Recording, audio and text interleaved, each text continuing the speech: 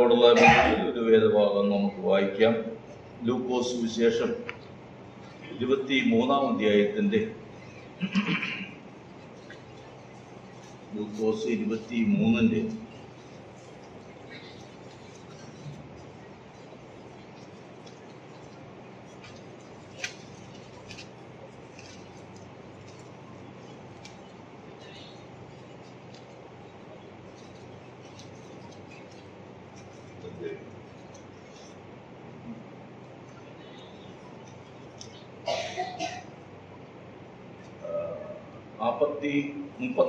മുതൽ വായിക്കാം. തൂക്കിയ ദുഷ്പ്രവർത്തിക്കാരിൽ ഒരുത്തൻ, നീ ക്രിസ്തു അല്ലയോ, നിന്നെ തന്നെയും ഞങ്ങളെയും രക്ഷിക്കുക എന്ന് പറഞ്ഞ് അവനെ ദൂഷിച്ചു.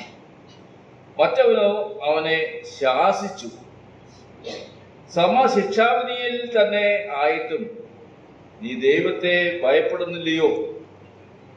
നാമോ ന്യായമായി ശിക്ഷ അനുഭവിക്കുന്നു. നാം പ്രവർത്തിച്ചതിന് യോഗ്യമായതല്ലോ കിട്ടുന്നത്. ഇവനോ അല്ലാത്തത് ഒന്നും ചെയ്തിട്ടില്ല എന്ന് പറഞ്ഞു. പിന്നെ അവൻ, യേശുവേ, നീ രാജ്യത്വം പ്രാപിച്ച് വരുമ്പോൾ എന്നെ ഓർത്തുകൊള്ളണമേ എന്ന് പറഞ്ഞു. യേശു അവനോട്, ഇന്ന് നീ എന്നോട് കൂടെ പരദീസയിലിരിക്കും എന്ന് ഞാൻ സത്യമായി നിന്നോട് പറയുന്നു എന്ന് പറഞ്ഞു. ഈ വേദഭാഗം നമുക്ക് വളരെ സുപരിചിതമായിട്ടുള്ളതായ വേദഭാഗമാണ്. കുരിശിലെ 7 മൊഴികളിൽ രണ്ടാമത്തേതാണ് ഈ പറഞ്ഞതായ വേദഭാഗം. കഴിഞ്ഞ ദിവസം നാം ഒരിക്കൽ ചിന്തിച്ചു. ഒന്നാമത്തത്, പിതാവേ, ഇവർ ചെയ്യുന്നത് എന്തെന്ന് അറിയായിക ഇവരോട് ക്ഷമിക്കണമേ എന്നുള്ളത്. ഈ വേദഭാഗം കർത്താവ് കുരിശിൽക്കെടുത്ത് പറഞ്ഞതായ കള്ളനോട് പറഞ്ഞതായ ഈ വേദഭാഗം രണ്ടാമത്തെ മൊഴിയായിട്ടാണ്. മൂന്നാമത്തേത് നാം അറിയുന്നത് പോലെ സ്ത്രീയെ, ഇതാ നിന്റെ മകൻ എന്ന് പറഞ്ഞു യോഹന്നാൻ, അപ്പോസ്തലനായ യോഹന്നാനെ ഏൽപ്പിച്ചു കൊടുത്തതും, യോഹന്നാനോട് ഇതാ നിന്റെ അമ്മ എന്ന് പറഞ്ഞു. നാലാമത്തേതാണ് എലോഹി എലോഹി ലമ്മ ശബക്താനി, അല്ലെങ്കിൽ എന്റെ ദൈവമേ എന്റെ ദൈവമേ എന്നെ കൈവിട്ടത് എന്ത് എന്നതാണ്. അഞ്ചാമത്തേത് കാണുന്നത് എനിക്ക് ദാഹിക്കുന്നു എന്ന് പറഞ്ഞിട്ടുള്ളതായ ആ മൊഴി. ആറാമത്തേത് നാം കാണുന്നത് നിവൃത്തിയായി എന്ന് പറഞ്ഞു. ഏഴാമത്തേതായിട്ട് നാം കാണുന്നത് അവൻ, പിതാവേ, എൻ്റെ പ്രാണനെ തൃക്കരങ്ങളിൽ പരമേൽപ്പിക്കുന്നു എന്ന് പറഞ്ഞുകൊണ്ട്, അങ്ങനെ 7 മൊഴികളാണ് നമുക്കിവിടെ കാണുവാൻ കഴിയുന്നത്. ഇതിവിടെ ഈ കള്ളനെ സംബന്ധിച്ചിടത്തോളം നമുക്കറിയാം, 2 കള്ളന്മാരിൽ ഒരുത്തരും കൂടി ഉണ്ടായിരുന്നു, ബറബാസ്. അവനാണ് മുഖ്യമായിട്ടുള്ളതായ കക്ഷി. എന്നാൽ ബറബാസിനെ വേണ്ട, യേശുവിനെ ക്രൂശിച്ചാൽ മതി എന്നുള്ള രൂപത്തിൽ ബറബാസിനെ വിട്ടുതരുവാൻ പറഞ്ഞുകൊണ്ട് യേശുവിനെ ക്രൂശിപ്പാൻ തക്കവണ്ണം ഏൽപ്പിച്ചതായ ജനതയാണ്. അവിടെ നടുവിലായിട്ട് ക്രൂശിക്കപ്പെടേണ്ടത് യഥാർത്ഥത്തിൽ ബറബാസായിരുന്നു, ഇവരുടെ നേതാവായിട്ടുള്ളതായ ലീഡറായിട്ടുള്ളതായ. എന്നാൽ ആ സ്ഥാനത്താണ് കർത്താവായ യേശു ക്രിസ്തുവിനെ ക്രൂശിപ്പാൻ ഇടയായിത്തീർന്നത് എന്ന് നാം കാണും. എന്നാൽ ദുഷ്പ്രവർത്തിക്കാർ എന്നാണ്, കള്ളന്മാർ, കുരിശിലെ കള്ളൻ എന്നുള്ള രൂപത്തിലാണ് നാം ഒക്കെ പറയപ്പെടുന്നത്. എന്നാൽ ദുഷ്പ്രവർത്തിക്കാർ എന്ന് തന്നെയാണ് അവിടെ രേഖപ്പെടുത്തിയത്. അവര് ഒരുവന് പെട്ടെന്നാണ് ആ കാര്യം വെറുതെ പറഞ്ഞ കേട്ടിട്ട്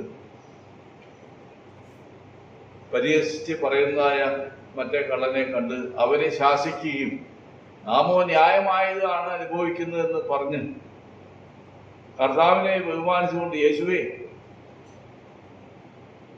കർത്താവേ, നീ രാജ്യത്വം പ്രാപിച്ചു വരുമ്പോൾ എന്നെ ഓർക്കണമേ എന്നുള്ളതായ വിനീതമായ ഒരു അപേക്ഷയാണ് ദുഷ്പ്രവർത്തിക്കാരനായ കള്ളനെ സംബന്ധിച്ചിടത്തോളം ഉണ്ടായി.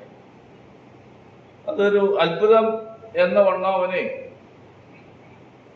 കർത്താവിനെ മശിഹ എന്ന് മനസ്സിലാക്കുവാൻ തക്കവണ്ണം അവനെ കഴിഞ്ഞു എന്നുള്ളതും ആ നിലപാടിൽ അവൻ രാജ്യത്വം പ്രാപിച്ചു വരും എന്നുള്ളതും താൻ ഓർക്കുവാനും തനിക്ക് കിട്ടിയതായ അസുലഭമായ ആ സന്ദർഭം താൻ ആ കുരിശിൽ കിടന്നുകൊണ്ട് വിനിയോഗിക്കുകയാണ് ചെയ്യുന്നത്.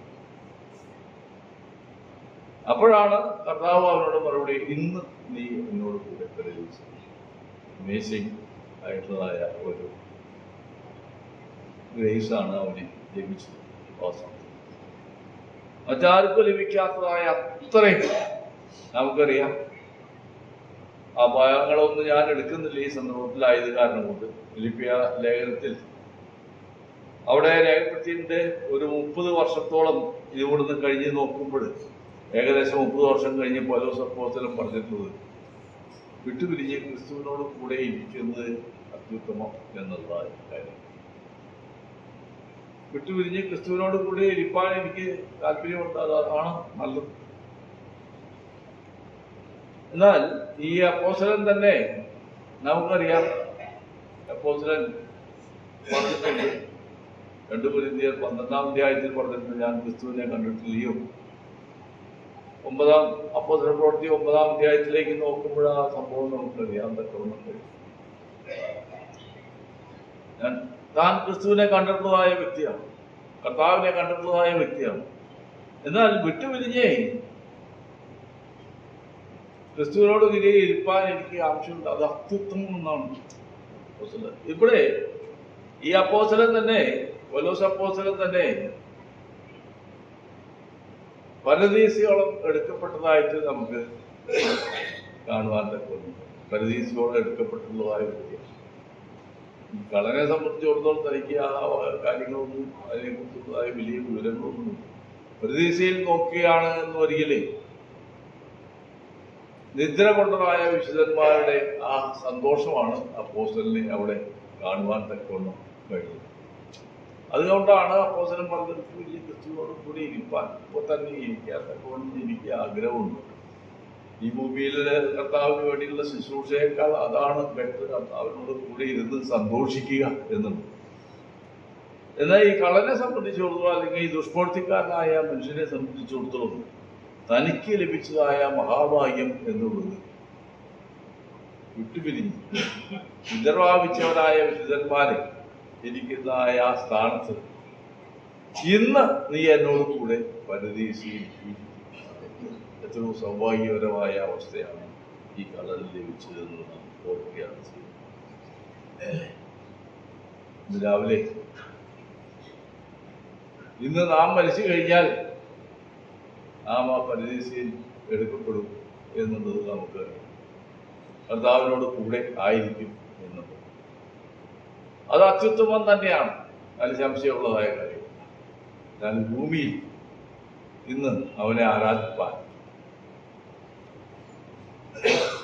കർത്താവായ യേശുക്രിസ്തുവിനെ സ്വന്തം രക്ഷിതാവായി കണ്ടുകൊണ്ടാണ് അവൻ നീയും രാജ്യത്വം പ്രാപിച്ചു വരുമ്പോൾ രാജ്യത്വം പ്രാപിച്ചു വരും എന്നുള്ളതായ കാര്യം മശിഹ എന്ന രൂപത്തിൽ അവൻ ആ കടന്നിൽ പറഞ്ഞു. നമുക്ക് അതിൽ കൂടുതൽ പല കാര്യങ്ങൾ ഇന്ന് അറിവുള്ളതായ കാര്യങ്ങളാണ്. എന്നാൽ അങ്ങനെയുള്ളതായ കർത്താവായ യേശുക്രിസ്തു മധ്യാകാശത്തിൽ വന്നുകൊണ്ട് നമ്മളെ ചേർത്ത് കൊള്ളുന്നതായ ഏറിയ സന്തോഷത്തിലാണ് നാം ഇവിടെ ഇരുന്ന് അവനെ ആരാധിക്കുന്നത്.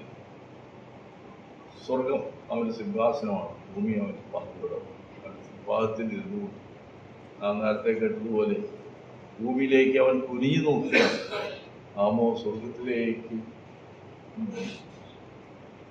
കണ്ണുകളെ ഉയർത്തുകയാണ് ചെയ്യുന്നത്. ഇന്ന് രാവിലെ നമുക്ക് അവനെ നോക്കിക്കൊണ്ട് വീണുവണങ്ങി പിതൃപുത്ര പരിശുദ്ധാത്മാവും ദൈവത്തെ നമുക്ക് വീണുവണങ്ങി ആരാധിക്കാം, നമസ്കരിക്കാം, സ്തോത്രം ചെയ്യാം. വളരെ സന്തോഷമുള്ളവരായിട്ട് നമ്മെ വീണ്ടെടുത്തതായ ആ സന്തോഷം, നമ്മെ അവനോട് കൂടെ ആക്കി വെച്ചിരിക്കുന്നതായ ആ സന്തോഷമോ ഈ കള്ളനെ ലഭിച്ചതായ സൗഭാഗ്യം അതിൽ കൂടുതലായിട്ടുള്ളതായ സൗഭാഗ്യം തന്നെയാണ് നമുക്ക് ലഭിച്ചത്. ജാതികളായിട്ടുള്ള കർത്താവുമായിട്ട് ഒരു ബന്ധവും ദൈവത്തോട് യാതൊരു സംബന്ധവും ഇല്ല, ശത്രുക്കളായിരുന്നായ നമുക്ക് ദൈവമക്കളാക്കി അവനെ ആരാധിപ്പാൻ, സ്തുതിപ്പാൻ, മഹത്വപ്പെടുത്തുവാൻ തക്കണം, സ്വതന്ത്രം ചെയ്യുവാൻ തക്കണം യോഗ്യരാക്കി തീർത്തപ്പോൾ മുന്നോട്ട് സ്തുതിക്കാം. വിശ്വസിക്കുക മാത്രം ചെയ്യുക, എന്നാൽ നീ രക്ഷ പ്രാപിക്കുന്നുള്ളൂ. നാം ചെയ്തിട്ടത് വിശ്വസിക്കുക മാത്രമാണ്. കർത്താവായ യേശുക്രിസ്തുവിലുള്ള വിശ്വാസത്താൽ ദൈവമക്കളായിട്ട് അവന്റെ മക്കളായിട്ട് അവനെ വീടുവണങ്ങി ആരാധിപ്പാൻ തക്കൊണ്ട് നമുക്ക് സൗഭാഗ്യം ലഭിച്ചതുപോലെ സ്തുതിക്കാം, പ്രാർത്ഥിക്കാം. അവന്റെ വിലയേറിയ സ്തോത്രം ചെയ്യാം. അവന്റെ വിലയേറിയ